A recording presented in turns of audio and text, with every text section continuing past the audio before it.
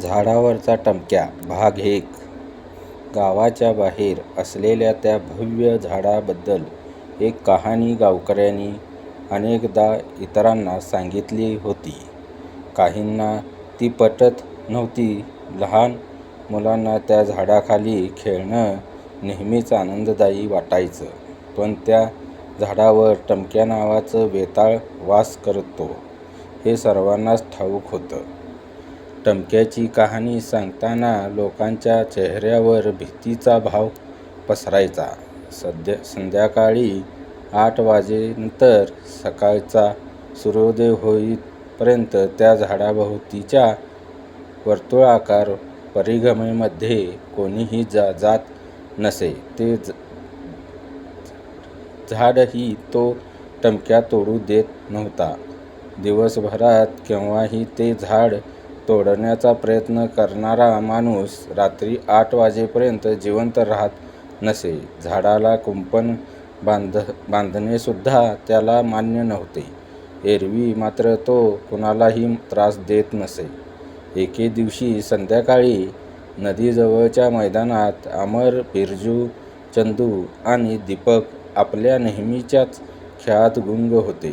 त्यांना माहीत होतं की सूर्यास्तानंतर झाडाजवळ जाणं धोक्याचं आहे. पण खेळाच्या धुंदीत ते सर्वजण हे सगळं विसरून गेले आणि खेळता खेळता ते थकल्यावर थोडा आराम करण्यासाठी झाडाला टेकून बसले. रात्रीचे 8 केव्हा वाजले ते समजले नाही. अंधार पसरला आणि झाडाच्या पानांमध्ये एक विचित्र सळसळाट सुरू झाला. आपण घरी जायला हवंय, दीपकने घाबरत म्हणले. अरे थोडा वेळ अजून खेळू ना आणि मग जाऊ, अमरने उत्साहाने सांगितले. बाकीचेही तयार झाले आणि खेळ सुरू ठेवला. पण वारा जोरात वाहू लागला आणि झाडाच्या पानांमधून विचित्र आवाज येऊ लागला.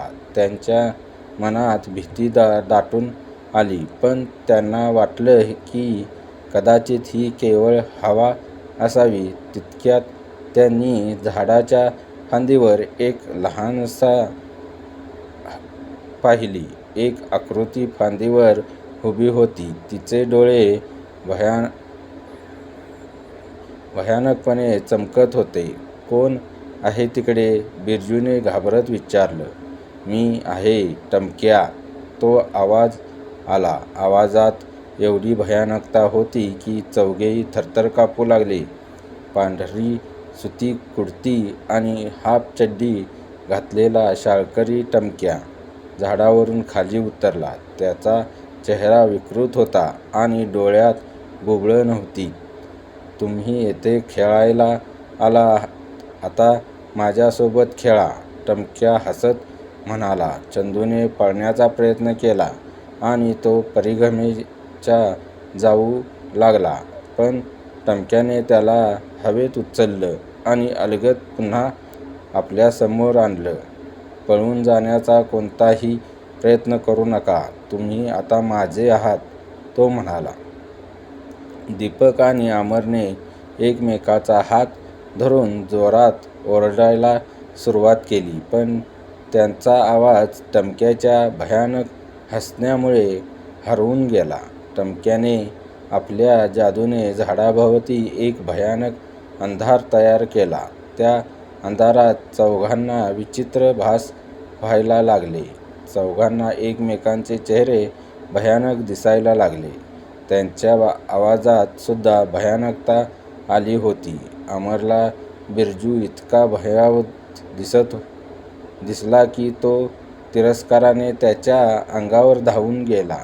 बिरजूला कळत नव्हते की अमर मला का मारतो आहे. बिरजूला अमरचा चेहरा नेहमीपेक्षा खूप भयानक दिसत होता. चंदूला टमक्याने धरून ठेवले होते. त्याच्या पकडीतून सुटण्याचा प्रयत्न करीत चंदू दीपकला सांगितले, वाचव त्या बिरजूला, जा, तो अमर त्याला मारतो आहे. दीपक चंदूवर चिडत आणि त्याने चंदूला मारायला सुरुवात केली. तुम्ही इथून कधीच सुटू शकणार नाही, हसत टमक्या म्हणाला. एकूणच झाडाभोवती असलेल्या त्या परिघातून खूप विचित्र अमानवी आरडाओरडा ऐकू यायला लागला. गावातील जवळच घरामध्ये राहणाऱ्या लोकांना हा भयानक आवाज ऐकू आला. त्यांनी धावत तेथे जाऊन पाहिले तर झाडाभोवती भयानक अंधार पसरलेला होता. एक ज्येष्ठ व्यक्ती, श्री शास्त्री म्हणाले, टमक्याने आपला डाव आज साधला. मला काहीतरी करायला हवं. मागेही एकदा चुकून बाहेरच्या गावातील काही वाटसरू झाडाच्या परिघाच्या कचाट्यात सापडले होते. तेव्हा त्या झाडाच्या परिघाच्या आतमध्ये गावकऱ्यांना बाहेरून बघितल्यास वाटसरूंच्या जागी फक्त मानवी आकाराचा हिरवा अंधुक प्रकाश इकडे तिकडे हलताना दिसत होता आणि टमक्याच्या जागी मानवी आकाराचा लाल प्रकाश दिसत होता. आता 4 हिरवे मानवी आकार आणि त्यांना त्रास देणारा लाल मानवी आकार दिसू लागले. चेहरे ओळखू येत नव्हते. परिघाच्या आत मध्ये प्रवेश करता येत नव्हता.